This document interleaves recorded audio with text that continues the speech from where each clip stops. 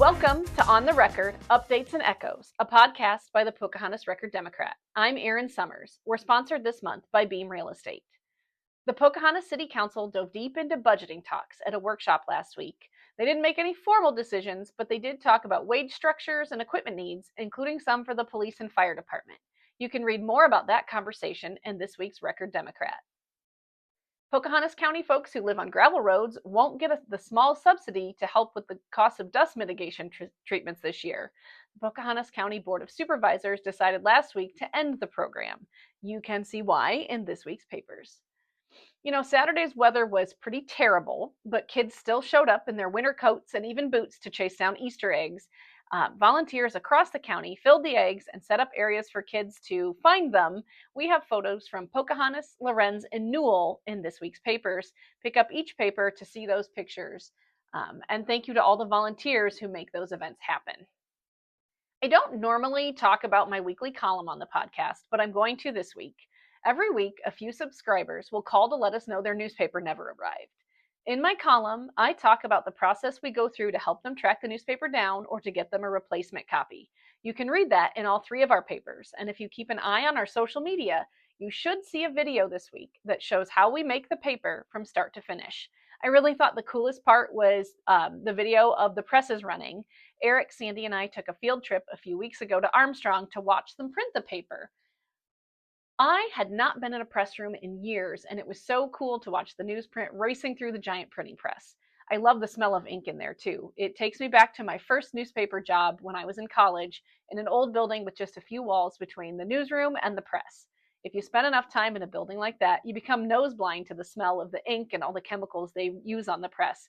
But now that I don't work next to one, it was just a really nostalgic scent for me. And I know that's kind of silly, but I really enjoyed it.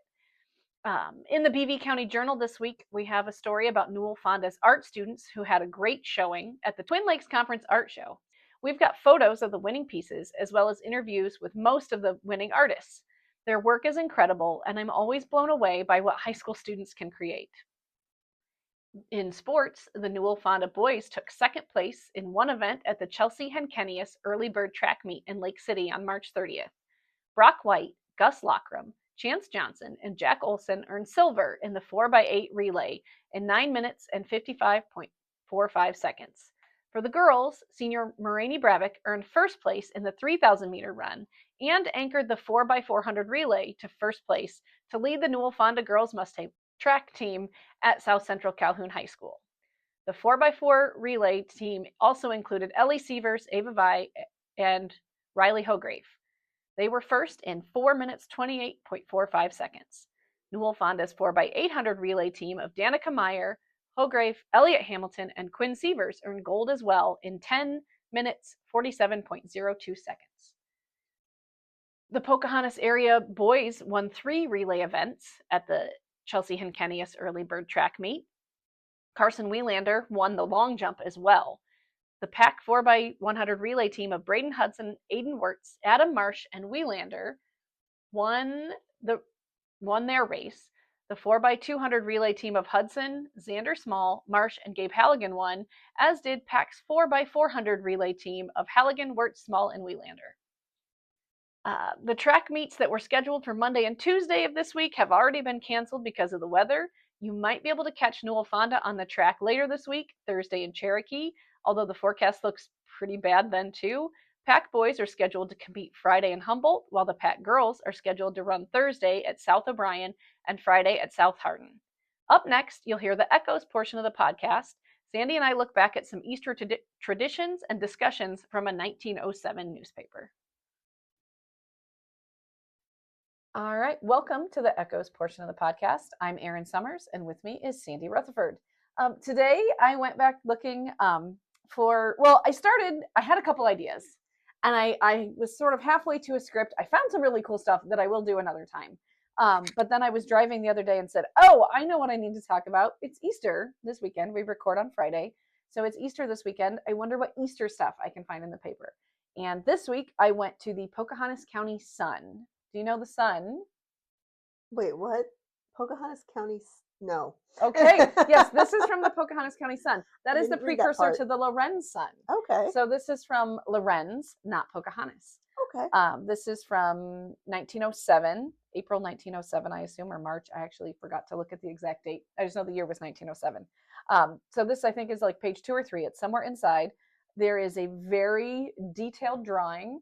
And at the bottom, you pointed out something I hadn't noticed when you you printed it out a little bigger. It says Easter. It's very, very fancy. Kind of show down here in this, like, it's crazy detailed drawing. Yeah, it's hard to see things, but yeah, it says Easter. So it starts with and this article was written by, I looked her up. She has other articles published in the early 1900s. She was some kind of nationally known author. And it says, a spring opening everywhere. In the shop windows, an opening of delicate fabrics, sprigged with flowers that might make nature envious, of airy fairy hats trimmed in stolen bits of rainbow, of irresistible sugar, eggs, chocolate, rabbits, and yellow-down chickabiddies. I'm going to pause for a minute. I double-checked. It definitely says chickabiddies. Have you ever heard that word before? No, I read it a couple of times. I mean, I thought chickadees or chickies. I assume, yellow-down chickabiddies. I'm still talking about chicks, but I couldn't even find that word in Google. Like, it's got newer uses. I could not find an older use of it, but I just thought that was funny. In the fields, an opening of leaf and blossom and a meadowlark's song. In the churches, an opening of a tomb and an angel of life in place of the dead. The opening of human hearts in love toward God, man, and the little sparrow.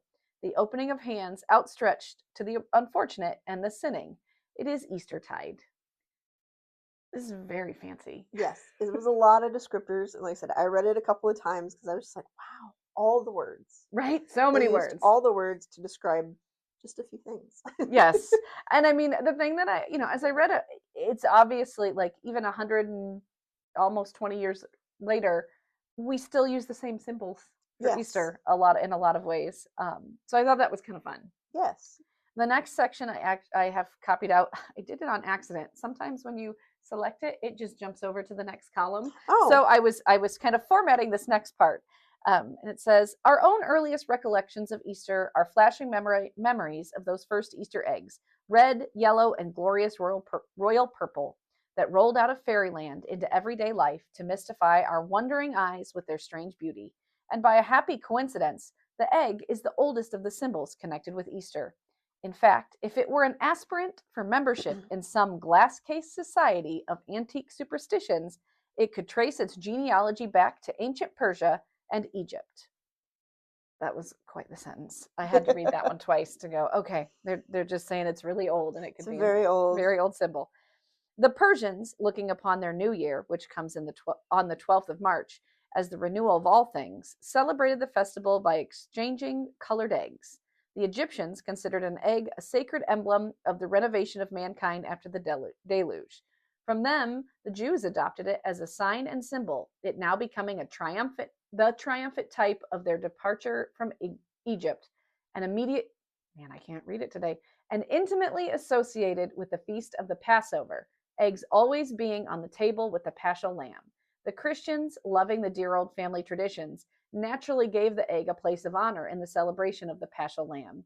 The Easter egg being the most fit emblem of the resurrection, the rising up out of the grave, in the same manner as the chick, entombed as it were in the egg, is in due time brought to life. So I was thinking I was still on this original story, and I was like, wow, that sounds like a sermon. And then I realized it was a sermon. And at first I thought, well, you wouldn't find that in our paper these days. But actually, do we run sermons in the paper for Easter, Sandy?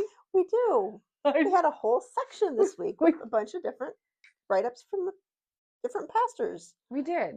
But I have to say, there was a lot of history in this about why there's an Easter egg and why we hunt the Easter egg and why there's an Easter bunny. Yeah, I have some of the Easter bunny stuff later because I didn't actually know all of it. I didn't either. I learned a lot reading through this, and I thought it was really, really interesting. It used a lot of words, and my brain didn't comprehend it all right away, but yeah. Yeah. Someone challenged me recently to try to write an article in a style like this, and honestly, every time I try to think about it, my brain hurts because it's just so flowery, and we don't write like that.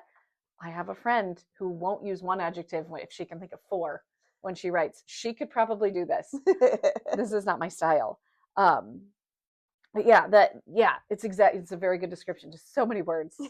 And the other thing I'll point out, that I had made some notes. You and I have talked about this before, about how these newspapers, I mean, to me, I think of Wikipedia when I'm looking through them, or, this was written in 1907.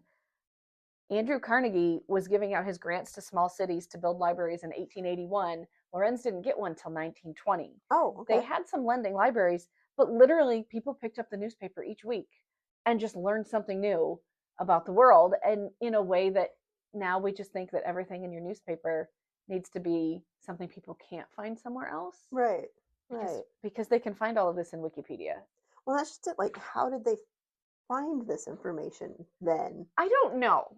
That's something that I've wanted to look. We're just so used to Google. Just, what was that mean? You just type it into Google, but they had to really research things. Yeah. Somebody was researching it, and I don't know how it got provided. I know they had wire services and stuff, and I think they probably sent over, you probably paid to get this stuff sent to you, so it's a lot of it's provided copy, but you still had to choose which ones, and someone's still writing it. Someone still had to find it. Yeah. So the next part that I copied is something you referenced, talking about this history of Easter egg hunting. The pretty custom of hunting for Easter eggs originated in Germany, where the eggs were hidden in the tall grass by mothers and pet aunties, and eagerly searched for by all the excited youngsters of the family. In the Bristol Museum, there is a German print representing 3 hens upholding a basket with 3 eggs bearing the emblems faith, hope, and charity, with this legend in German: "All good things are 3, therefore I present you 3 Easter eggs. Faith and hope together with charity. Never lose from the heart faith to the church, hope in God, and love him to thy death." In Russia, Easter eggs are exchanged even by the dear dignified grown-ups. I'm just going to insert grown-ups as a word here. Is funny to me. That's a word you use when you're talking to kids, not adults. But right. Easter morning, a man goes to his friend's house and greets him with, "Jesus Christ is risen." The friend answers, "Yes, he is risen indeed." Then they kiss each other on both cheeks, exchange eggs, and drink brandy. In the morning. Wake up and go drink brandy. Excellent. Of course, everyone knows that the Easter sun, the world over, dances in the heavens if sleepyheads will only get up early enough to see it. I did not know that. Is that a fact? Because they are publishing this as fact. I don't get up early enough to tell you. I could stay up late enough to tell you, but I don't get up early enough to tell you. I have gotten up for sunrise services in multiple places on this planet. I have yet to see the sun do a special dance on Easter morning. I'm sorry, I am calling baloney on that one. And then it goes on. In some places in Ireland, there is a great clapping of hands at midnight, Easter evening, happy laughter, and the cry, "Out with Lent!" Then all is merriment for a little while until the members of the tired household go to bed, only to rise at 4 o'clock that they may see the sun dance. In Scotland, the sun whirls like a windmill and then gives 3 leaps. Again, I have not seen the sun do dances, but I do think it's interesting that in Ireland they're celebrating the end of Lent. I could see that as well, and at midnight, and then they party for a while, go to bed, and they're up in 4. Yeah, exactly. So they're getting 2 hours of sleep. Yes, but hey, Lent's over, so we're done. We're done fasting. Yeah, we're done fasting. Yeah.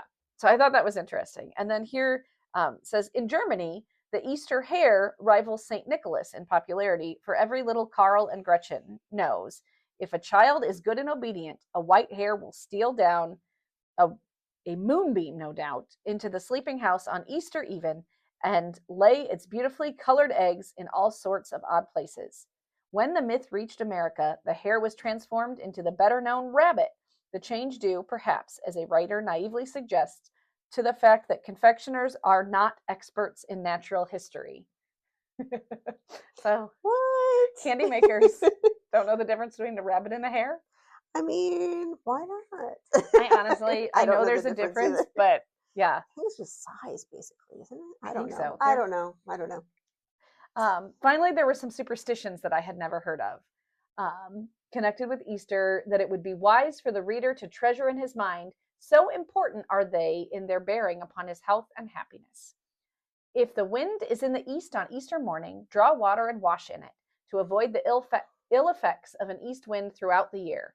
The efficacy of the Easter water cure is so well known in Germany that the Mecklenburg maid servants spread out linen clothes in the yard the evening before, and Easter morning washed themselves with dew, rain, or snow fallen in the linen, while in Saxenburg the peasants ride their horses into the water to ward off sickness from the poor beasts. So I celebrated an Easter in Germany when I was in college. We didn't talk about any of those particular traditions. They definitely celebrated many more things. They had more Easter holidays. That was the first place I'd ever heard of Easter Monday. In Indiana, it was not a thing that we ever talked about. Yeah, no, I'd never heard of that. Yeah. So I thought that was interesting. The other thing that I thought about was, here we are in 1907. How many people reading the paper, how much closer they were to those original traditions? They were from Germany and Norway and Sweden. And, they had people who read the paper. Their parents probably didn't speak English, potentially. They were speaking German, and they would have heard these firsthand. So you can think that people are reading this, and at the very least, some kids and grandparents are going, "Hey, Oma, did you do this?" And, they had some stories about it. And so it also made me think, what should we be recording in the newspaper that 100 years from now people can look at and say, oh yeah, they did that 100 years ago, because it's some of those everyday traditions that get forgotten about. I don't know. There's a lot of stuff that I don't put in the paper because I don't feel like it has news value. I sort of laugh because the one that I do is my Santa stories. Oh, yes. Where we are recording Santa traditions. I write a lot about Elf on the Shelf, which was not a thing 15 years ago. No, my kids, we didn't do Elf on the Shelf. It was just getting started, I think, when they were little. And I wouldn't be surprised if it burns out here in a little bit, because trends come and go and people go real hard on Elf on the Shelf. I'm glad I didn't have to do it, because it feels like a lot of work. Yeah, exactly. So, I'm glad that we're recording that in those stories, because 100 years from now, you can see what toys were popular, what tech was popular, kids talking about what they like. And that sort of is what this feels like. This wasn't Lorenz people specifically, but I'm sure people in Lorenz knew those traditions and those histories and even that description. So they still had colored eggs, and they were, they did the same colors. Everybody wants the bright purples, the yellows. I don't know. I thought that was just kind of. We're going to a bunch of Easter egg hunts this weekend, so we'll have those pictures in the paper. That's true. Yeah, it's still very, very much a popular thing. Yeah, Easter egg hunts. And I have been asked 17 times if Karen gets to go to the Easter egg hunt in Russell City, and I was like, yes. Your dad has to take you though, because I have to go take pictures somewhere else. Sorry. Anyway, so anything else jump out? You had found a couple fun things. Oh, I rabbit holed on this page. The other story that was next to the Easter stories was they were complaining about catalog purchasing. Okay. And how buying from catalogs was going to ruin the economy. Oh, that sounds familiar. Yeah. I was like, oh, well, now we're talking about online is going to ruin the economy. So it was a lot of the similar arguments. It's really interesting. Just, 100 years ago, and talking about catalogs. I'm going to have to read through that one too. But down in the corner is this ad. And I just chuckled at this ad because it's an ad for paint. And in this ad, they talk about how the best paint they have that lasts the longest is their pure white lead paint. Yeah, good stuff. I mean, I'm sure there's a reason it was popular. So, yeah.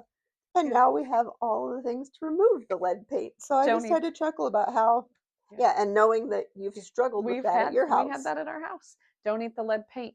Lead makes the paint taste sweet. Oh, and it was, is what I've been told, 5 cents to get a evergreen tree. Oh, really? That's a good deal. That's down in the corner. I was like, ooh, 5 cents.